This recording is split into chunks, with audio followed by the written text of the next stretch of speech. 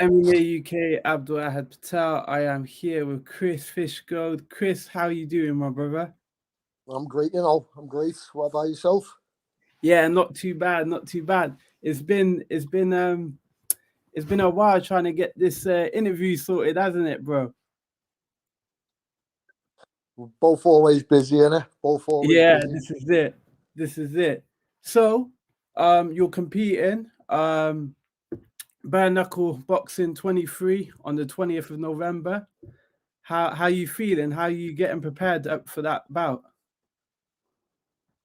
Feeling dangerous. Feel like, I'm going to go in there and put someone away pretty quick. Yeah. So is your Yeah. debut in bare knuckle boxing? Obviously making the switch over to MMA from MMA to bare knuckle. How's your preparation been? It's, don't get me wrong. MMA is always my bread and butter, but, I've been doing it now. I've been a pro for the past 12, 13 years. It's a long time to do one thing, do you know what I mean? Not just that, I changed my gym. I moved gym beginning of this year. So I just basically wanted a fresh start, do you know what I mean? Bare knuckle, it's on the up now. And, it's a lot easier to train for.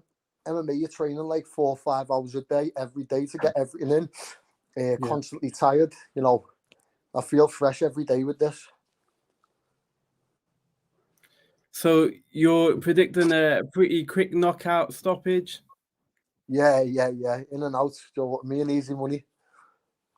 In and out and then on to the next one, is it? That's it, yeah. I've been keeping an eye on a few guys, so, in a few fights, start calling a few people out. Yeah. So you wanna get your debut sorted and then the names will start flying off? Yeah, like I said, anything can happen with them fists. So it only takes one punch, doesn't it, with a bare fist? So I don't want to fucking be chatting shit now, Joe, before I've got in there and see what I can do first. Yeah. Yeah, for real, for real. So, obviously, the question is with MMA and now going into bare knuckle, are you still is MMA like on the top shelf, or is that something you're still considering in the future, or like where's your thoughts on that? Nah, like in my head, like I know where I'm going. I'm gonna get back to UFC. I said that I spoke when I signed with BKB. I said, look, I'm still gonna fight MMA, but if I can get me name and get me about in this as well, as this is growing, I can bounce between the two of them. The overall thing in my head is to get back to the UFC. Yeah. So I felt like the guys that they got put in front of me in the UFC, they were tough fighters for your debut. I fought Calvin Kattar on my debut. Do you know what I mean? So, and I still think I done well against them all. I never got outclassed by anybody until, I just got caught. So, I do want it. That's unfinished business there. But, I'm 29 now. Hopefully, I've got another 12, 13 years left in me fighting. So that's a 26-year career. So, I'd rather bounce between the two. Now, I just want to be active now. If you look at me earlier on, I was fighting like fucking 4 or 5 times a year. Yeah. And then it slowed down.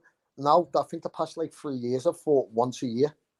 Yeah. It's ridiculous, though, what I mean. And when you're fighting once a year, it's so easy to let yourself, get out of shape or just think, fuck it, I haven't got a fight coming up, I'm going to go out, or you know what I mean?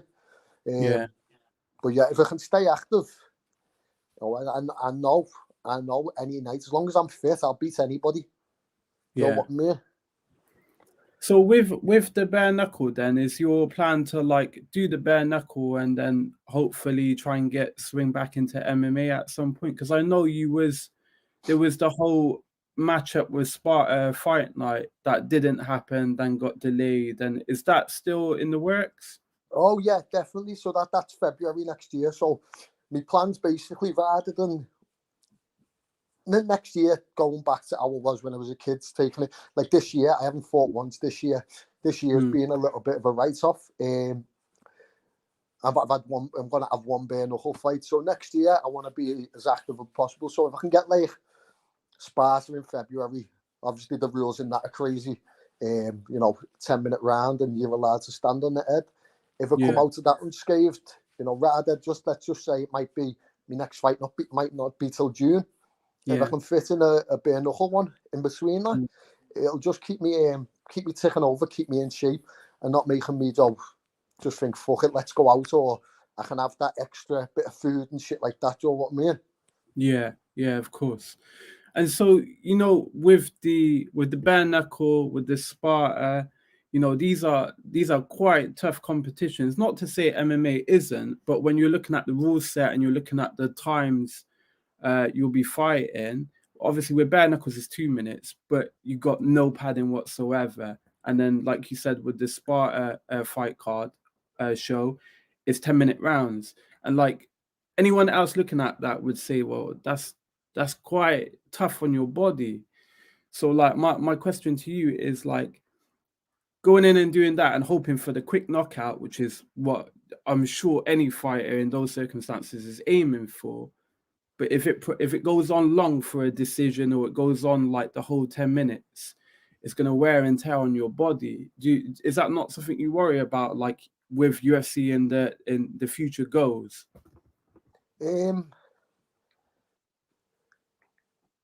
Yeah, I don't know what, to be honest. I should think about it a lot more, but I don't put as much thought into it as I probably should. I'm more or less not the short run. Scars heal. I'm covered in scars. You know what I mean? Bones heal, stuff like that. I'm more so in the long run. I just don't want to be. I don't want to have grandkids there and you can't speak to them. You know what I mean? Because you can't put your sentences together and shit like that. So yeah, I think obviously I'm going out to finish it quick and I'm going to give it 100%. If I went into it and I said to myself, look, I'm gonna try and draw this out. You're giving a lot more damage. Do you know what I mean? At least if that kill or be killed, one of us is going out quick. And I truly believe getting knocked out is a lot better for your body than constantly pounding on your head constantly. Do you know what I mean? So yeah, it's that kill or be killed. And hopefully my body holds up. For this, I'm more bothered about my hands than my head, to be honest, than my face. And again, like with fighting bare knuckle, there's obviously minimal protection around your hands, your knuckles, your fists. So that's obviously something else you need to take in consideration if you're wanting to fight and ever shows and stay active. In fact, like I had quite this similar conversation with Lawrence Tracy, because he's flipping between bare knuckle and MMA, and he's been quite successful in the bare knuckle side of it. So that's where his focus is at the moment. But talented guys like yourself, like Lawrence, watching you guys go into like bare knuckle from an MMA background, it is something like, as a spectator, as a fan, you kind of think, oh no, is that a good move for them? Are they going to be okay for their future and all those sorts of things? But I suppose, like, in that sense, you're like, well, one job, get them done out nice and quick, and then on to the next one. Yeah, well, don't get me wrong. It's a fight at the end of the day. Anything can happen. I'm going out to kill or be killed and get it done quick. So in terms of my body, but like I've been in hard fights before, and we're not made of glass. Like I said, cuts heal, bones heal. So what I mean, I think the biggest part of this sport, anything, is keeping your head together mentally. So what I mean, like, if you're going in there and you feel like you've already lost, or you feel like that this is going to be a tough fight, you probably are going to lose, and it is going to be a tough fight. So what I mean, but yeah, I do know I'm very durable, and I can take a shot. So yeah, that's it. Okay, and so touching back on the MMA side of things, I know like your future plan is to get back into the UFC and smash it up and eventually, win titles and shit. But, any other shows prior to that, is Cage Warriors in the mix? Is that something you'd return back to? Yeah, it is. It is. At the moment, I don't want to be stuck in any contract. Like, I haven't even spoke to Cage Warriors, to be fair. I haven't even approached them and said, look, I don't want to be stuck on any contract. You know what it's like if you're stuck on a contract, you might only get offered 2 fights in a year. Do you know what I mean? I want to be very, very, very active. And I know a lot of promotions that want to put you under contract will say, no, bare knuckle, you need to swear. Do you know what I mean? Whereas this is like Sparta. They're paying good money. Do you know what I mean? I don't know about the rest of the fighters. I can't speak for them. I know they're paying me good money. So, you know, and I'm not in contract. It's a one-off fight. So it's, you know, for me, it's a godsend. So it's, It's a one-off no-brainer. fight. Yeah, of course. If I could, like, I could have that fight and then have a bare knuckle one and then have another fight and a bare knuckle and have another. I could fight like 7 times in a year. You know, touch what my body holds up. Whereas if I was signed to a show, you're lucky if you get 2, 3 out at most, and you can't do nothing else. Do you know what I mean?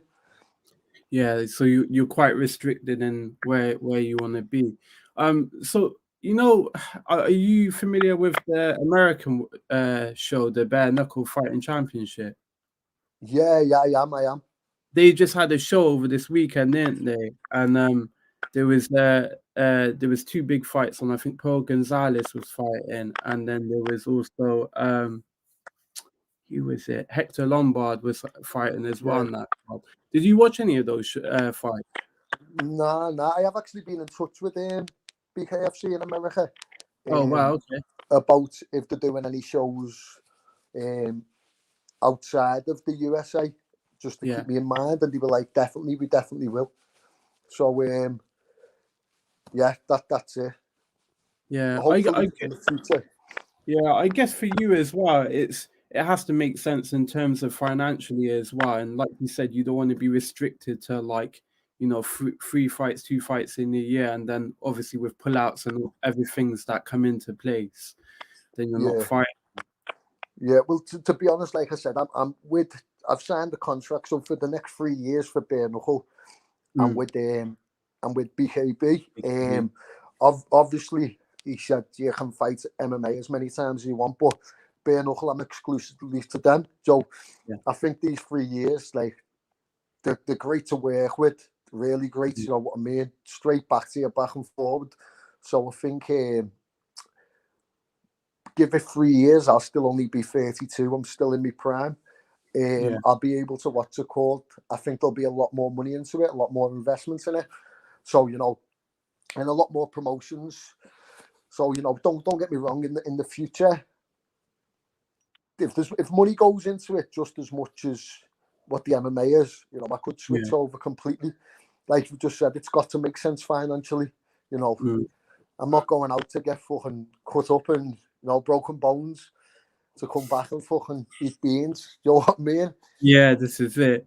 And you hear of all these horror stories of USC fighters, Bellator fighters, one fighters that, you know, are on peanuts. They're you know, they're not being able to afford their camps as much. So yeah, it does have to make sense, especially when you're at the sort of point in your career where you've accomplished so much. You don't want to be taking, you know, steps back, especially financially. I think it's the countries where you're fighting though as well. You know, I've fought in some great countries where, you know, taxes being low, virtually not. But then, like, I remember fought in Sweden, and Sweden have like a 29% normal tax. Then on top of that, if you're in the entertainment industry, which fighting is, it's an extra 20% tax. So you've got taxed 49%, and then you've got your management fee, your gym fee. You know, it was I remember like fighting, like I beat 2 rounds. I was up 2 rounds, literally never got touched at all, and ended up just getting caught in a submission in like the last 50 seconds or something. And I was fuming with myself. I remember going backstage, seeing his face, he was all marked up. Thinking that felt like a robbery. That job just let me last 10 seconds, last 50 seconds, and then I got me pay in the slip, and it says your slip, and then at the bottom it's like minus, and the look, and I've just remember thinking, wow, was that fucking worth it? Do you know what I mean? don't get me wrong, it was more than getting a normal job, but you know, you put your life on the line, aren't you? Yeah, and I suppose that's something else as a professional athlete. You don't, until you get to that professional stage, there isn't really anyone explaining to you about like the sort of the money management side of So, the. sorry, can you start that question again? I'm just going to put my headphones in because it's crackling a bit. Okay, yeah, go ahead. Nice, 2 seconds. Yeah, so I was saying, like, as a professional athlete, once you hit that stage of becoming a professional, you haven't got people to say to you about money management and how taxes and all those things work. So when it hits you, it's like, oh, geez, like I wasn't expecting that. Like you said, like going over to different countries as well, they have so different rulings on taxes. So to a lot of young fighters, amateur fighters thinking about going professional, those are, really useful bits of information you saying that.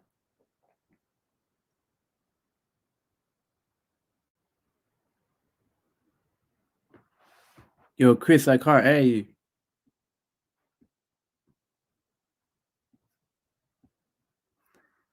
There was a technical issue there. Nah, I can't hear nothing, brother. Oh, and he's off. Looks like we're gonna have to conclude that. Maybe part 2 with Chris at some point. Thanks for tuning in, guys.